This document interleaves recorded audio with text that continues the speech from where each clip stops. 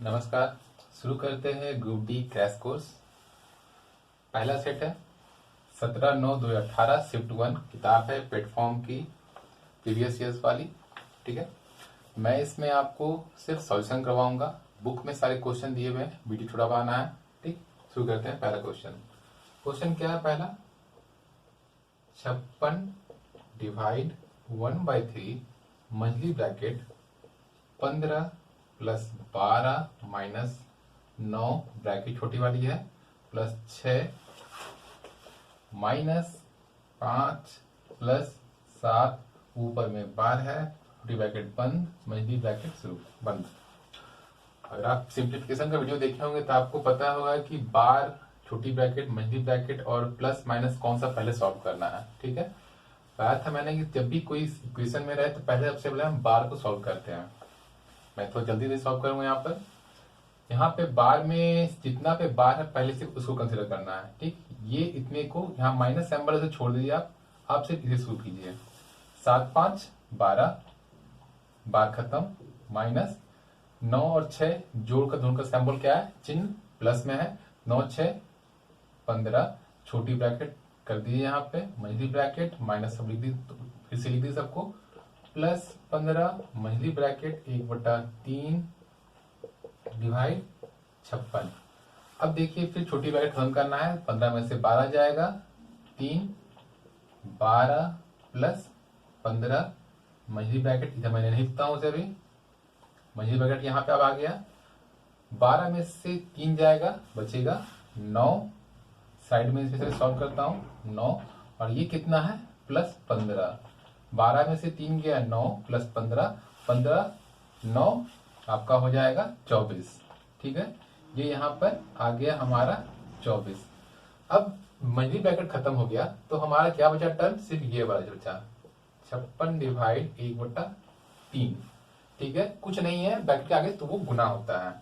लिखते हैं 56 डिवाइड 1/3। ये ब्रैकेट कितना सॉल्व का है? 24 आया है। 24 लिखिए, 8 बार में कट जाएगा 24, 8 या 24। अब मेरे पास कितना बचा है? 56 डिवाइड का मतलब बटा 8, 8 7 56। देखिए यहाँ पर ऑप्शन नंबर सी आपका आंसर हो गया 7। ठीक है, कोई दिक्कत? अगर आप सिंप्लीफिकेशन आप जो हमारा बेसिक वीडियो आया होगा उसे देखे होंगे तो आप ये आराम से बना लेंगे। अब देखते हैं अगला सवाल। अगला सवाल क्या है? a माइनस बी का whole cube plus b minus c का whole cube plus c minus a का whole cube by 3a plus 3 a minus b minus c और सी माइनस ए। ये एक इक्वेशन, ये जो ऊपर का ये लाइन लिखा हुआ है इसका एक फॉर्मूला होता है। फॉर्मूला क्या होता है? अगर मैं इसे मिटाऊंगा, जो लिखूंगा मिटा दूंगा उसे, a cube plus B cube plus C cube minus 3abc equal to एक फॉर्मूला है। वो क्या होता है? a plus B plus c into a square plus b square plus c square minus a b minus b c minus c a. ठीक, अब यहां पर अगर ये टर्म जो है a प्लस बी प्लस सी अगर 0 हो तो क्या होगा? तो हमारा ये पूरा का पूरा टर्म भी 0 हो जाएगा। अब अगर ये पूरा 0 हो गया तब हमारा क्या होगा? अगर ये वाला टर्म है इसको हम 0 कंसिडर कर लेते हैं तो हो जाएगा a cube plus B cube plus C cube बराबर माइनस 3abc बराबर भी 0 हो जाएगा। ये पूरा का पूरा सब गुना करेंगे 0 हो जाएगा।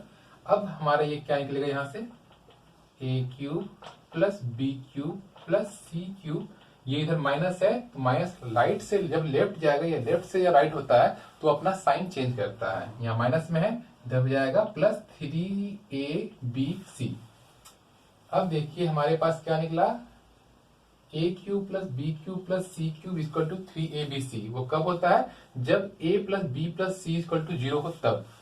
हमारा a क्या है? a माइनस बी है। b क्या है? b माइनस सी है। c क्या है? c माइनस a है। हम इसे चेक करते हैं कि ये 0 होता है कि नहीं होता है।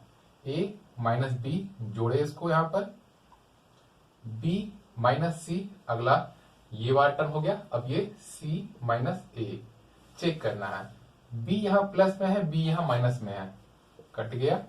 सी यहां माइनस है, सी यहां प्लस है, कट गया।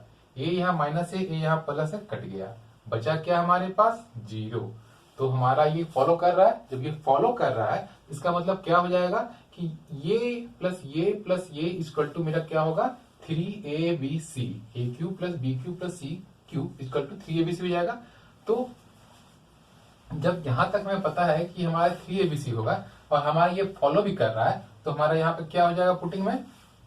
इसकी जगह पर हम खींच सकते हैं इसको 3a minus b minus c और c minus a by 3a minus b minus c और c माइनस ए।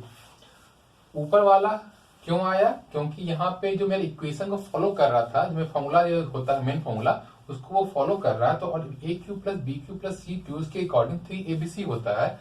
हम ए पता है, बी पता है, सी पता है और ये कंडीशन फॉलो भी कर रहा है, तो हम उसे लिख सकते हैं 3abc। 3 ये हो गया ए, ये हो गया बी, ये हो गया सी।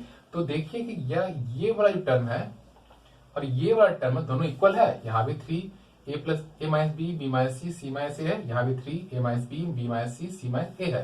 तो ये पूरा कट जाएगा और कट कितना आएगा? a बटा ए कितना होता है? a बटा ए इक्वल टू 1 ही होता है। तो हमारा आंसर 1 आ जाएगा। देखिए आंसर दिया है इसमें क्या? 1।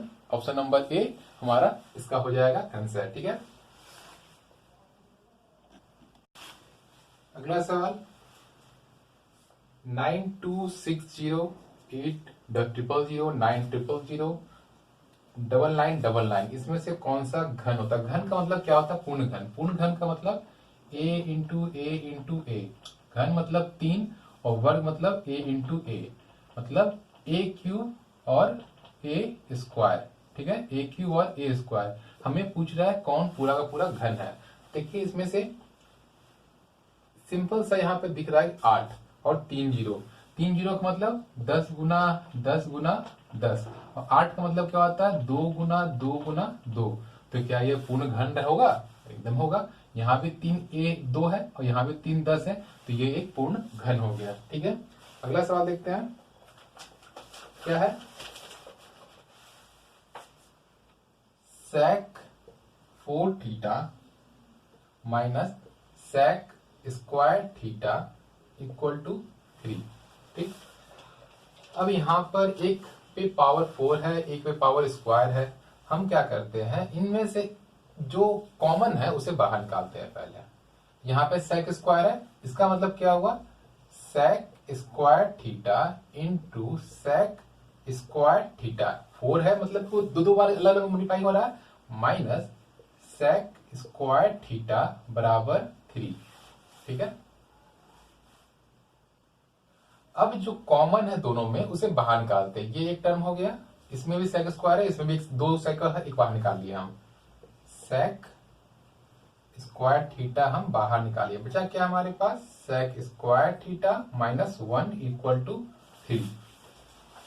ठीक,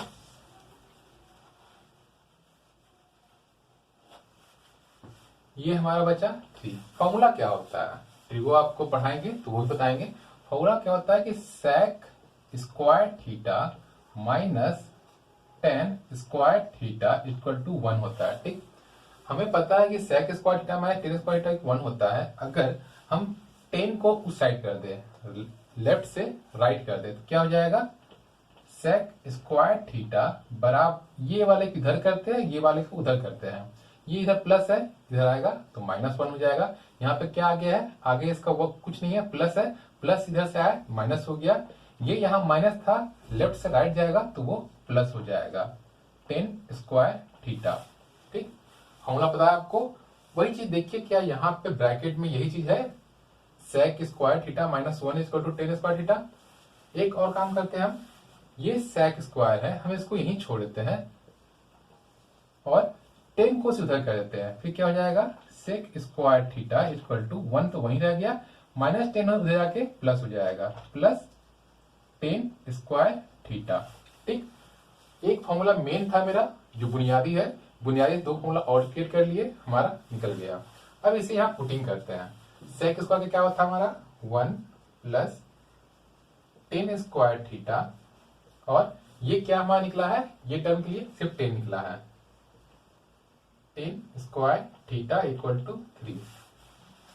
ठीक है, अब हम इसे फिर से इसका अंदर उठाते हैं सबको। ये यहाँ पे बाहर में है, ये यहाँ ए, ये बी, यहाँ पे सी। इसको एक एक करके सबसे, अगर ब्रैकेट के बाहर कोई टर्म गुना करने को दिया हो तो वो सभी से गुना होगा, जो भी सिंबल अगर प्लस और माइनस रहे तो। यहाँ पर 10 स्क्वायर है, अंदर किए 1 से मल्टीप्लाई किए तो 1 into ten square theta plus ten square theta into ten square theta equal to 3। हमारा क्या आ जाएगा 1 इंटू ए, यही होता है, तो हम लिखते इसको ten square theta plus square square 4 हो जाएगा, 10 पावर 4 थीटा इक्वल टू 3। अब देखते हैं क्वेश्चन का आगे क्या बोला है कि 10 to the power 4 plus 10 square theta का मान क्या होगा। देखिए क्या ये आगे आपको सॉल्व करते करते यहाँ पर 10 टू पावर 4 थीटा आ गया, यहाँ 10 टू पावर 2 थीटा आ गया, और वैल्यू कितना है 3। इसका आंसर देखिए यहाँ पे दिया हुआ है, ऑप्शन नंबर ए हमारा 3 आंसर दिया हुआ है। ठीक, समझ में आया। मेन फॉर्मूला जो बुनियादी होता है sec square theta minus ten square theta तो 1, इसी को हम आगे तोड़े, आगे पीछे दाएं बाएं करते करते हमारा जो मेन फॉर्मूला से एक जो सेक्शन निकलता वो हमारा ये फॉर्मूला निकला और ये फॉर्मूला, इसी फॉर्मूला को हम यहाँ पे पुटिंग किए, हमारा आंसर के अकॉर्डिंग आ गया। ठीक, क्वेश्चन क्या अगला है, एक सर्किल दिया है, उसमें 2 एंगल दिए हुए, हमें एक निकालना है। रूल क्या होता है, थ्योरम है एक, आप पढ़े होंगे बेसिक्स क्लासेस में। तो कहा जाता है कि अगर एक वृत्त की परिधि में एक चाप के 2 बिंदुओं से वृत्त की परिधि पर 2 अलग अलग बिंदु पर अगर एंगल बनाया जाए, तो एक ही चाप से वृत्त की परिधि मतलब सर्कल के डायमीटर पर अगर मतलब कि पेरीमीटर पे अगर अलग अलग बिंदुओं पर 2 कोण बनाया जाए, दोनों बराबर होते हैं। देखिए ये दोनों चाप, एक चाप है इतना बड़ा, उस पर 2 बिंदु रखे हैं यहाँ पर, एक यहाँ पॉइंट एक यहाँ पॉइंट, इसी पॉइंट से 2 जगह हम एंगल बनाए हैं। तो क्या होगा, जितना एंगल ये होगा वही एंगल ये भी होगा। तो ये कंडीशन 1 था, और कंडीशन 2 क्या दिया हुआ है कि ये वाला जो है डी पॉइंट, डी का दिया हुआ है 72। तो हमें 1 और 2 दोनों की जरूरत होगी इसे सॉल्व करने में। ठीक है, इस वीडियो में इतना ही। अगले वीडियो में कुछ और सवाल, कुछ और डाउट्स।